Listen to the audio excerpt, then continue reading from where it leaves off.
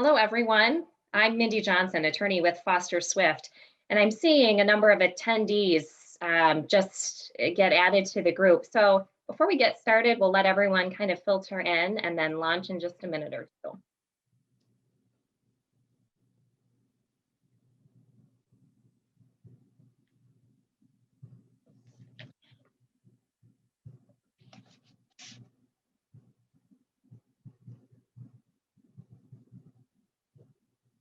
All right.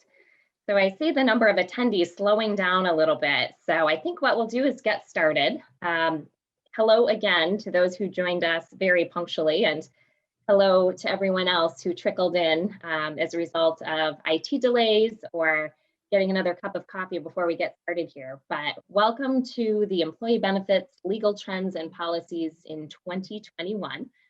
I'm Mindy Johnson, co-leader of the Business Tax Group at Foster Swift, and one of the attorneys who focuses practice on employee benefits.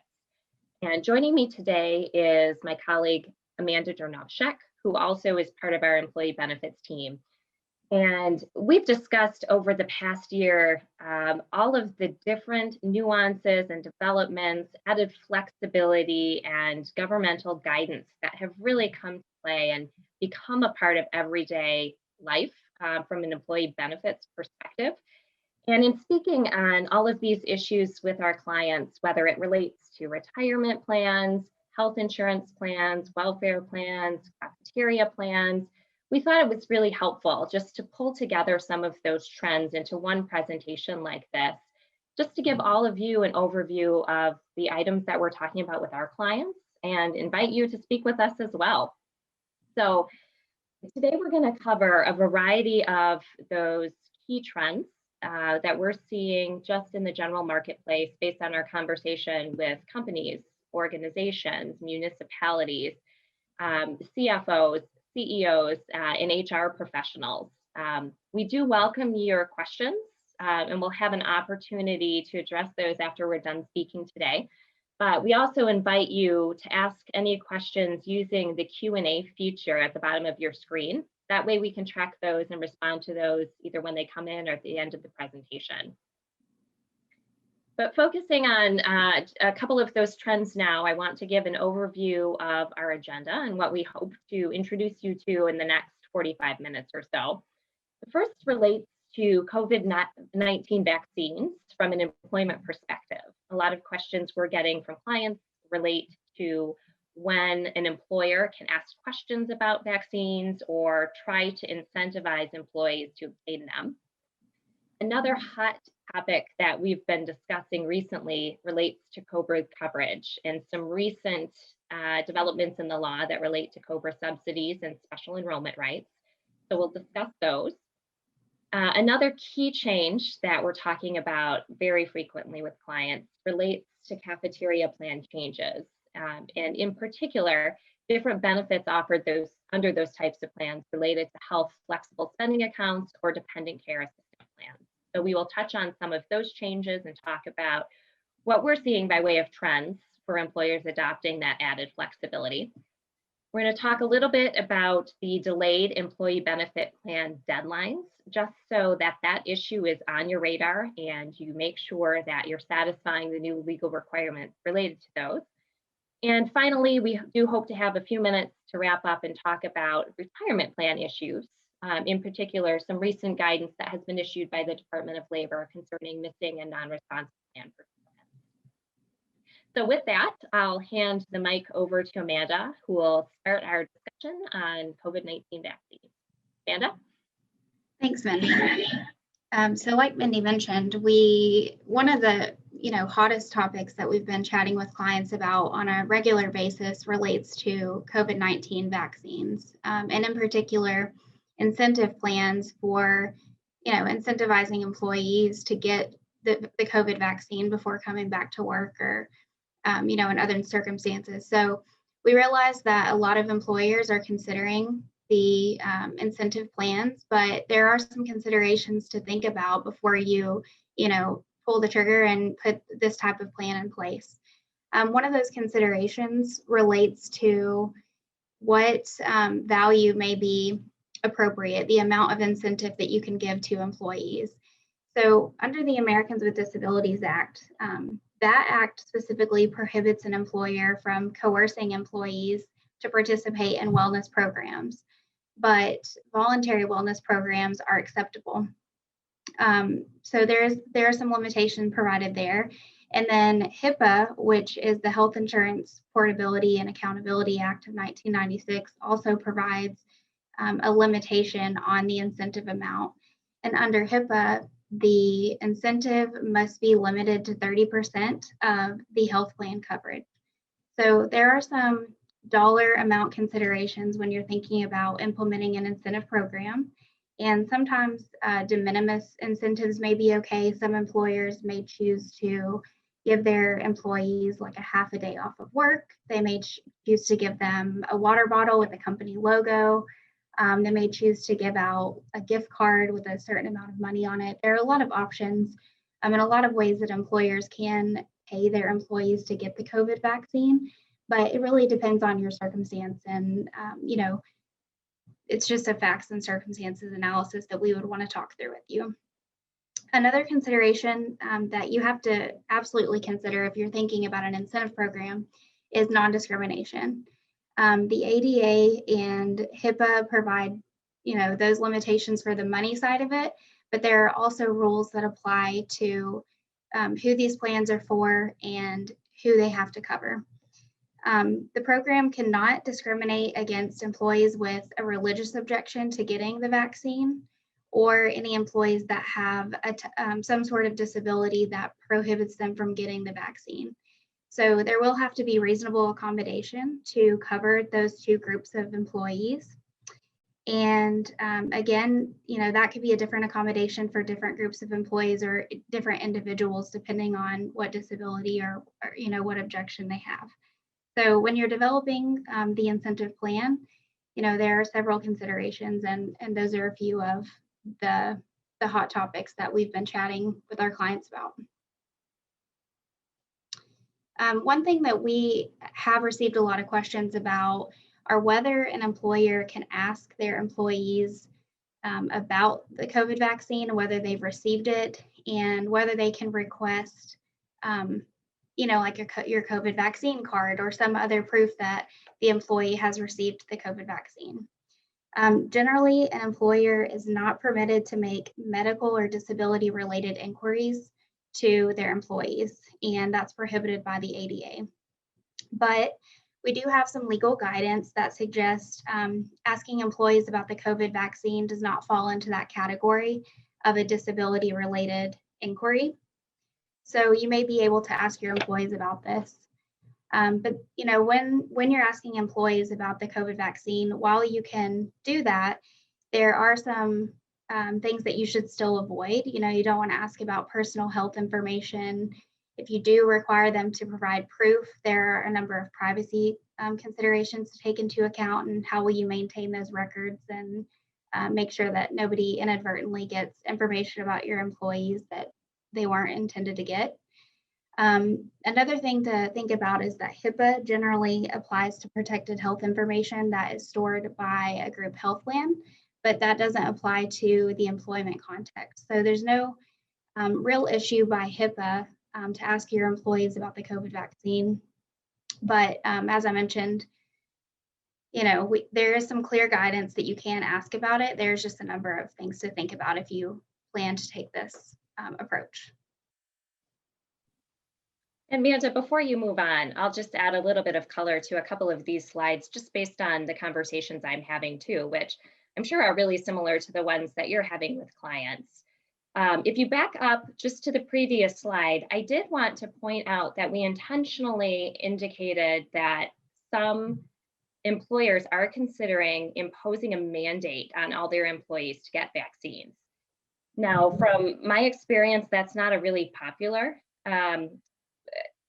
position that many employers are pursuing. And so because of the complexity with imposing those mandates, the employers are taking more of a softer approach by trying to incentivize employees by giving them some type of de minimis gift or gift card, like Amanda mentioned, so that as a result of becoming part of that incentive plan, they'll reach that final result of becoming vaccinated. And then the following slide that Amanda just hit on touches on some of those items to confirm whether or not that vaccine has been obtained so that the incentive can be paid. So we generally talk with employers about the position it wants to have within the organization, about whether it wants to mandate vaccines. If so, how to best go about doing that so the mandate is compliant with applicable law and still accomplishes the client's goals. Second, if they don't want to mandate, then what does that incentive program look like, which has the effect of vaccinations among the employee population and hopefully better health results and less health claims under the employer's group health plan, for example. And how do you balance the amount of that incentive with the financial outcome for the reduced claims? So a lot of those issues we discuss with clients to try to find a strategy that best fits them. And then once they have a strategy adopted, talking about how to implement it. So confirming those vaccinations and asking the right questions while staying away for some of the landmines that may be posed under the ADA or HIPAA that are really off limits for the employer to ask those sorts of things. So again, as Amanda mentioned, all of these situations are very fact intensive, but we deal with them and speak with our clients about them every day. So we'd be happy to help you explore those options too. So Amanda, why don't we move on to talk about COBRA, which is another hot topic right now because of recent legislation passed this spring. So just to provide a little bit of background for those who may not be aware, COBRA is a federal statute that requires continued health coverage after certain qualifying life events. So this applies in general to employers who employ more than 20 employees and also offer group health coverage. So after an employee is enrolled in the health plan, they're entitled to coverage for the duration of their employment with the company. And once their employment terminates, they're also entitled to up to 18 months, sometimes 36 months after employment ends, which effectively allows them to remain covered under that prior employer's group health plan for that period of time. Now, the expense associated with COBRA coverage can be very significant for terminated employees. Under COBRA, the employer is permitted to charge up to 102% of the premium cost to that terminated employee, even if active employees pay a much smaller portion of that. So what we have discussed with clients over the last year and before the American Rescue Plan Act was passed was whether the employers would provide some type of informal COBRA subsidy to those terminated employees so they wouldn't experience that much more of a financial burden after losing their job and potentially losing their healthcare coverage. They could at least maintain that for a period of time. Well, this spring, in March, the American Rescue Plan Act was passed, and one of its key provisions was a mandated COBRA subsidy that would take place between April 1 of 2021 and September 31 of 2021. So what that means is that the COBRA premiums for certain involuntarily terminated employees would be paid for by the federal government. And as I go through my bullet points here, a lot of the same questions I'm sure that are in your mind have popped up in our client's mind, and they posed them to us. Those being the fact that this COBRA subsidy is required, who does it apply to, and how is it getting paid? So it is funded by the federal government, but it's a refundable credit that each employer makes as part of its Medicare payroll taxes on a quarterly basis. So the employer does front those costs and receives a credit against its taxes for that. So when we talk about who the subsidy has to be applied to, it's really a limited portion of the terminated participant population. So it's those employees who have experienced an involuntary termination of employment or reduction in hours. So those who have effectively been forced out of the workforce by the employer. It does not include any individuals who voluntarily resigned or retired maybe the pandemic just turned out to be too much for them. So they said, I'm done now, I'm going to retire a little bit early. They're not eligible for this COBRA subsidy. And also those employees who were terminated for purposes of gross misconduct are not eligible for this subsidy. All the other involuntarily terminated employees are eligible until they become eligible for other group healthcare coverage or Medicare, for example. So we start with this broad universe of potential employees who may be eligible for the COBRA subsidy, and then the legislation pares it down to this smaller subset. So when we talk about those involuntary terms who become eligible for group health coverage, that may mean they get rehired and become eligible by someone else's, another employer's group health plan, or it may be that they're eligible for their spouse's plan if their spouse remains employed. Or like I mentioned earlier, they could also be eligible for Medicare. And each of those situations makes them ineligible for the COBRA subsidy under their terminated employer's plan. That doesn't mean that they have to decline COBRA coverage. They just won't receive the subsidy for it during this 6-month period of time. And the ARPA does impose an affirmative obligation on those employees to provide notice to their former employer of when they become eligible for COBRA coverage. And if they fail to do that, there are financial penalties associated with that. So at that point, once they become eligible, then they'll no longer be entitled to this COBRA subsidy under their former employer's plan. And I do want to make just one point of clarification when we talk about those employees being eligible for coverage. They do not actually have to enroll in that other coverage. The eligibility is the condition that invalidates the COBRA subsidy for them. So a lot of the guidance that we're talking about with clients is how to address these requirements and how to make sure that they've identified the correct people who are entitled to this COBRA subsidy, and then talk through what requirements those individuals have to satisfy, what notices have to be given, what the time periods look like in order to satisfy the ARPA's requirements for this. Let's go to the next slide, Amanda. One of the other big provisions under the American Rescue Plan Act relates to this new COBRA special election opportunity.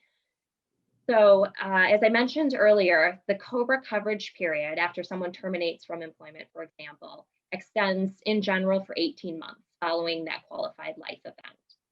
I do refer to terminations of employment because that's the most common trigger for COBRA rights, but it could also be divorce, it could be death of a participant, and the spouse is entitled to coverage.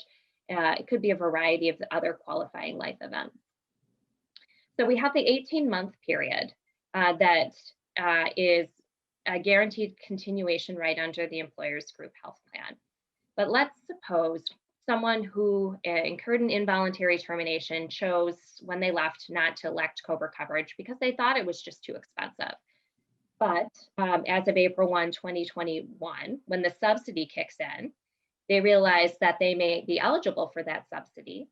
So the COBRA right becomes a lot more attractive because then they could effectively opt in and receive COBRA that's subsidized by the federal government. Well, the American Rescue Plan Act did permit the second bite of an apple for these special election and enrollment participants. So effectively what that means is that anyone who their original COBRA continuation period falls anytime within April 1 and September 31 of 2021 is eligible to have at least a portion of that period covered by the federal government through the COBRA subsidies. So there is an additional notice that has to be sent to those individuals to notify them of the fact that they're entitled to this special election opportunity and may enroll in the group health plan COBRA coverage. Well, what that also effectively means is they might have a gap in coverage if they haven't found substitute coverage between that qualifying life event and now this new COBRA special election opportunity. So we've spoken with clients about all of the nuances and the timing issues related to the offering of this special enrollment right. Now, this both the COBRA subsidy and the special election period do not adjust the original COBRA period that terminated employee experienced. So if someone terminated from employment, we'll say in November of 2019, the 18-month period would expire at the end of April 2021. So under the American Rescue Plan Act, they're only entitled to 1 month of the COBRA subsidy and not any extension of that COBRA continuation right, just as a result of this legislation. So that also raises an issue about when that COBRA subsidy might expire for certain participants. And the American Rescue Plan Act also imposed a notice requirement on employers to notify individuals of when that subsidy is going to end. And all of these notices that I mentioned have been developed by the US Department of Labor and are included on its website and service template documents that can be downloaded and used by group health plans to satisfy these notice requirements. But as a lot of things generally fall on the HR director's desk or among the HR department, a lot of the tracking of these dates is going to be very important so that the requirements for notice, the expiration of the subsidy, and all of these other items remain tracked so that compliance with the statute is satisfied. And compliance is always an important issue. And that's the reason why I added just a point at the end here to talk about what happens if you don't comply. Is there really a negative effect on an employer if they choose not to offer the COBRA subsidy or not to offer the special election period? And there are ramifications. There's an excise tax penalty that's imposed by the IRS for non-compliance with these requirements. I think the amount is something egregious, like $100 a day, which is consistent with a lot of other excise tax and Department of Labor penalties for non-compliance. But there's also an exposure for the employer for failing to comply by way of claims and lawsuits brought by plan participants for breach of fiduciary duty. So as a plan administrator of a group health plan, the employer, who generally serves in that role, is required to follow certain fiduciary duties and administer the plan in compliance with its terms and in compliance with relevant law. So its failure to follow the American Rescue Plan Act's rules related to the COBRA subsidy or special election right exposes the plan administrator and potentially members of the board of the company to personal liability for failure to comply. So it's an important consideration that we've talked about as well with a number of clients about how to really fulfill those duties in light of the practical business consequences and the needs of the employees to make sure that a strategy is developed to maintain compliance and also provide a good benefit. So we could talk about COBRA for a long time, but in the interest of time and getting on with some of these other items, one of the other key topics we're discussing with employers relates to cafeteria plan changes. And these changes have been developed in different tranches, I would say, over the last year since the pandemic started. It started out first with the CARES Act in the spring of 2020. It was added to with the Consolidated Appropriations Act, which was enacted in December of 2020, and now again has been updated this spring with the American Rescue Plan Act. And these key changes all relate to different benefits offered under a cafeteria plan. And in general, cafeteria plans, also known as a flexible benefits plan or a Section 125 plan, and serves as a vehicle for the pre-tax payment of these benefits.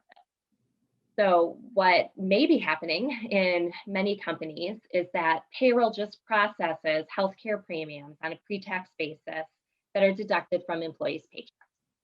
Well, the Internal Revenue Code and ERISA, to a certain extent, require a written plan document be in place to authorize that pre-tax payment of benefits. And that document's referred to as a cafeteria plan or a Section 125 plan. So by having that written plan document, the compliance aspect of the Internal Revenue Code and satisfaction of its legal requirements are fulfilled. And that cafeteria plan may include a whole host of different benefits, from health insurance premiums, dental insurance, vision insurance, a health flexible spending account or medical reimbursement account, a dependent care assistance plan or a dependent care reimbursement account, other supplemental premiums, a cash opt-out payment if you allow someone to receive a cash payment in lieu of healthcare insurance. All of those different benefits are included in the cafeteria plan. And every year during the annual open enrollment process, the employees may select from that menu of benefits which are most attractive to them. So it's kind of like walking through the cafeteria plan line, in middle school or high school and choosing what you want and paying for only those items you want, well, using either dollars from your own paycheck or sometimes dollars from the employer.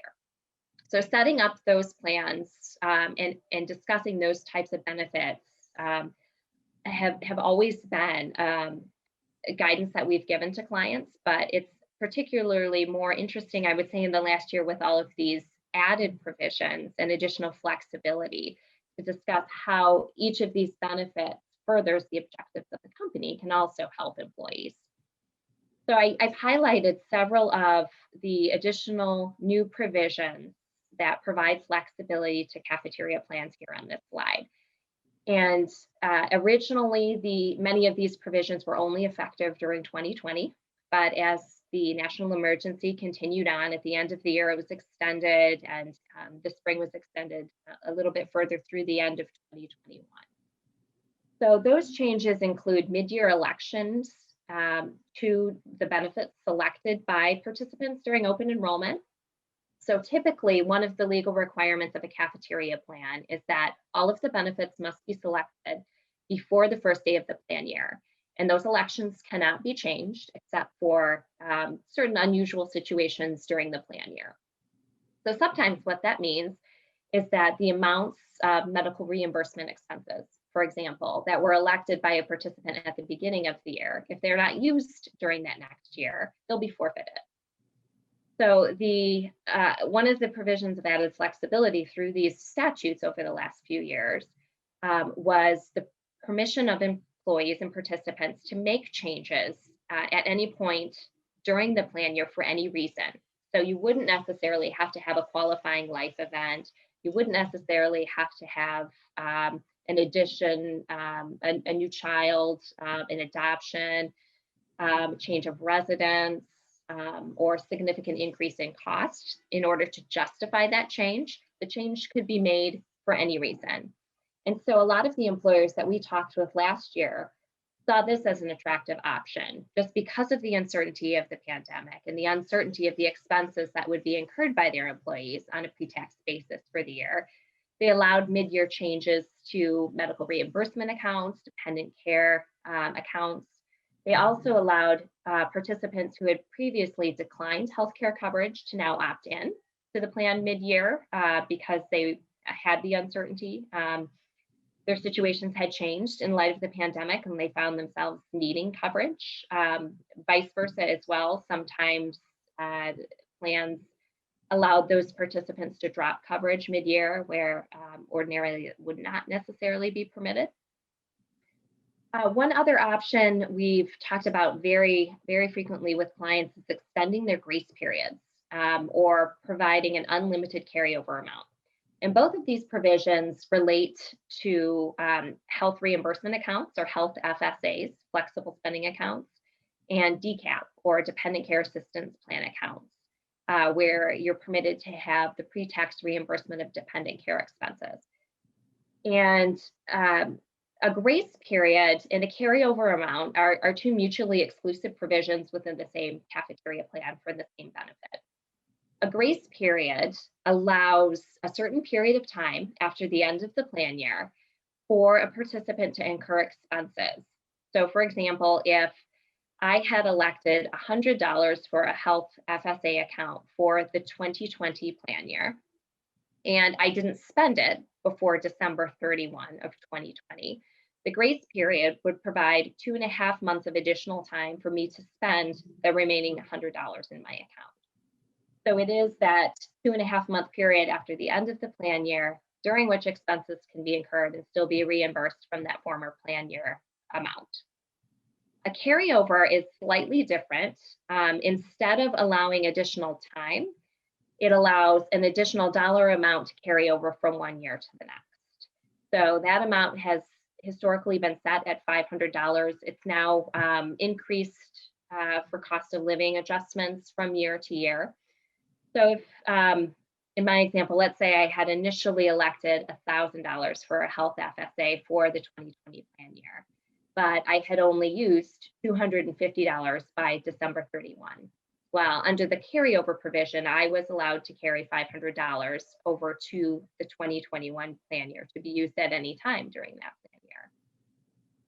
So the unlimited carryover effectively took off that $500 cap on the carryover amount and allowed whatever amount remaining in someone's health FSA account at the end of the year to be carried over. So my example, instead of the limited $500 carryover, I could now carry over $750 to the 2021 plan year. I think I skipped over too quickly the extended grace period. I talked about what the grace period was, but didn't necessarily address how the American Rescue Plan Act updated that. And the extended grace period effectively took off the March 15 deadline, that 2.5-month period after the end of the plan year to incur claims, and said you can incur claims anytime through that next plan year up to December 31. So it effectively elongated the period of time during which those claims could be incurred and then reimbursed from the plan. The legislation also provided some added flexibility with regard to medical expenses that may be reimbursed. There are a whole host of items that cannot be reimbursed from a cafeteria plan health flexible spending account. They include policy premiums, certain expenses for cosmetic surgery. It used to be that over-the-counter drugs required a prescription to be reimbursed. Well, that prescription requirement has been lifted. Much to the chagrin of employers and administrators who I guess are challenged by some of the administrative aspects of trying to track down these prescriptions and administrative requirements and actually to satisfy that substantiation. So it just made it a little bit easier for employers to handle that. So the legislation does require these cafeteria plans to be formally amended to reflect that these changes are made. Administratively, they may be made now, but the plan document does have to be amended by December 31 of 2022 to officially confirm and ratify that those changes have been made. So there's also been a new change just recently to the amount of dependent care assistance benefits that are permitted to be elected under cafeteria plan. So Amanda, I'll hand it over to you to discuss those a bit. Thank you. So yeah, Mindy mentioned the American Rescue Plan Act, which was enacted during March of this year. And one of the changes that we have as a result of that act is an increase in DCAP benefits. So by way of background, DCAP is what we call them, but it's Dependent Care Assistance Plan benefits. Many employers do offer these through their cafeteria plans. And so they are benefits that are paid by the employee through pre-tax contributions into the plan. These benefits are used for a variety of expenses that an employer, needs to pay so that they can continue employment and have their children or otherwise dependents cared for. And so there's a whole host of requirements to qualify for this benefit, but generally the benefit is limited to $5,000 for each plan year. And as Mindy mentioned, plan participants are able to elect the amount of benefit that they would like to receive. So prior to the ARPA, the benefit was limited to $5,000, but as a result of that act, it's been increased to $10,500, which is a really big increase. And a lot of employers see that and think, hey, it would be great if we could allow our employees to elect more DCAP benefits in light of everything that's happened this last year and, people's circumstances changing with their children and getting those expenses paid for. So the increase to $10,500 is limited to 2021 and is not going to be permitted after December 31st of 2021. So like I said, initially, this sounds like a great idea, but there are definitely considerations to take into account before making a decision. One of those is your plan document limitations. Mindy mentioned the requirement by the IRS to have a written plan document. Each employer's plan document has a variety of provisions within it, and will determine whether an amendment is required to increase this DCAP benefit for your employees. So, we definitely want to we would definitely want to look at your plan document and see what it says about this automatic increase. Is an amendment required? And then another consideration that we are talking with a number of clients about is who should this benefit be offered to. So the cafeteria plan itself will obviously have some eligibility provisions for who can elect DCAP benefits to begin with. But if you increase the limit of DCAP benefits to the $10,500 that's permitted, would that increase be permitted for all employees? Or would that increase only be permitted for employees who had previously elected the $5,000 cap? It's kind of like Mindy mentioned in the COBRA discussion, this second bite at the apple idea. If you allow all employees to change their DCAP election and increase to the maximum amount now, which is $10,500, but they had previously not elected any DCAP benefits, then they're kind of getting a second chance at getting this benefit. So there are some considerations with who will receive the benefit and who will be eligible to elect that increased benefit. We have on the slide too that non-discrimination tests are important for DCAP. The IRS imposes 4 separate non-discrimination tests for DCAP plans specifically. And the purpose of those is really to confirm that DCAP benefits are not offered to highly compensated employees and their beneficiaries in a way that's more favorable to those highly comped employees over non-highly compensated employees. So if you're thinking about considering this increase, you would have to, take into consideration those non-discrimination tests as well. And based on your employees and who participates in this plan, if you allow the increase and only highly compensated employees take you up on that offer, then it could create some non-discrimination issues, which would result in increased tax liability for those highly compensated employees. So, in general, it's at first glance seems like a great incentive and a great benefit to offer employees, but there are a number of things that we've been talking with clients about, before they implement this change.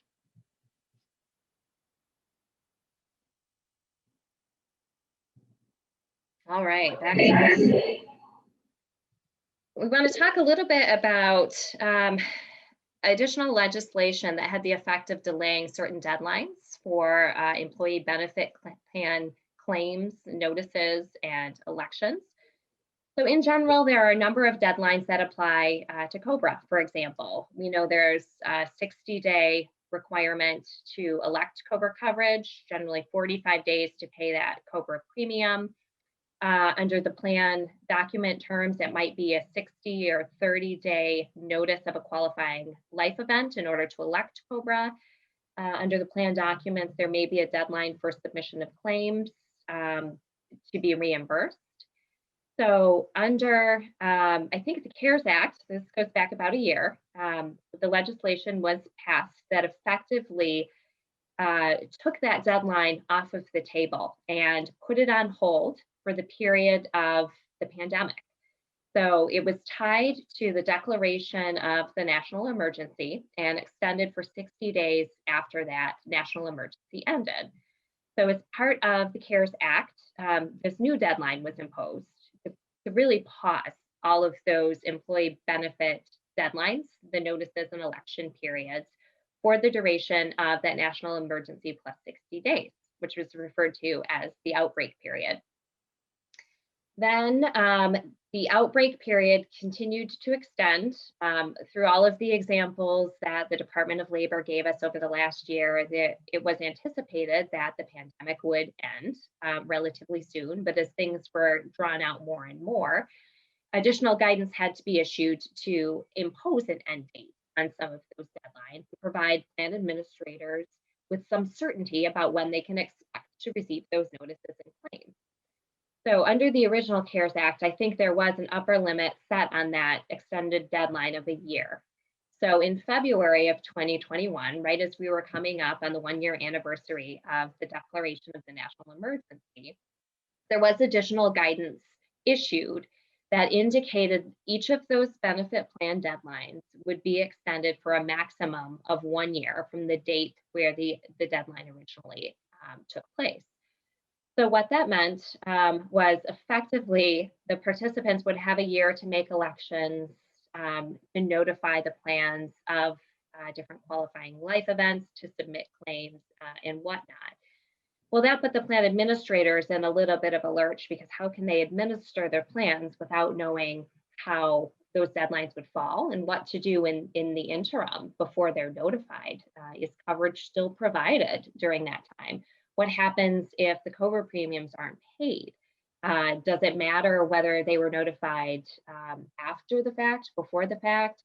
All of these questions kind of rose to the top from a practical perspective, and were discussions that we engaged with in clients to make sure that they fulfilled their fiduciary duties. And I want to reinforce that again here.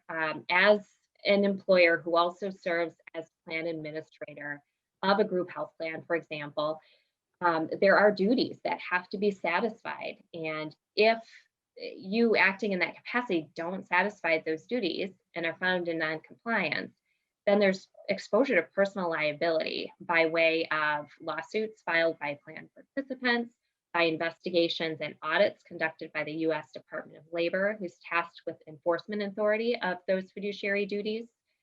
And so it's important to understand how best to manage your plan. And there's really no easy answer, particularly with these deadlines. Every situation is very fact intensive as it relates to the original deadline that was imposed on the participant, according to the terms of that specific plan document, whether or not you have vendors or other affiliates who are helping administer that plan, or if you do it in-house. All of those considerations have to be taken into account to make sure that compliance is satisfied and that there is no exposure for fiduciary duties. So that's a very high-level overview of just the key points there, but the takeaways are you really have to make sure that the plans are operated in compliance with relevant law, and that you have a good advisor on your team who can help you understand what that means from a practical perspective when we don't have a lot of real pressing and clear guidance from the DOL and the IRS. So Amanda, why don't we touch just a little bit on missing participants? We can open it up for questions. Absolutely. So Mindy mentioned, that we're always looking for guidance from the Department of Labor and the IRS on, all of our employee benefits related issues.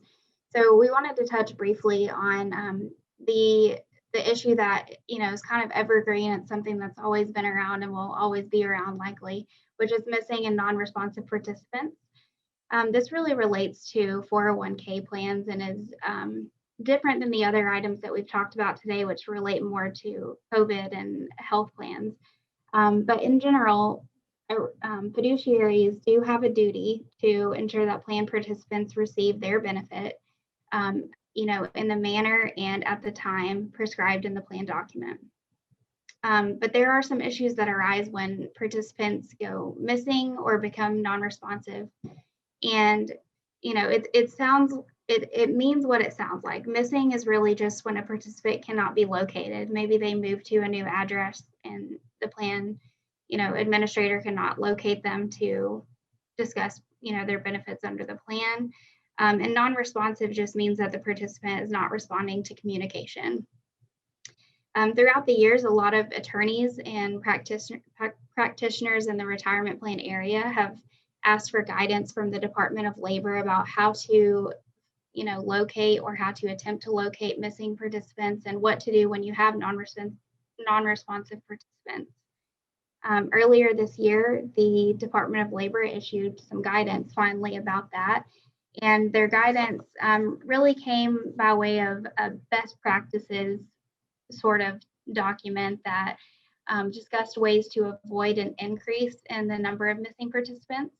And it gave a whole host of practical tips for, ensuring that your participant data is up to date.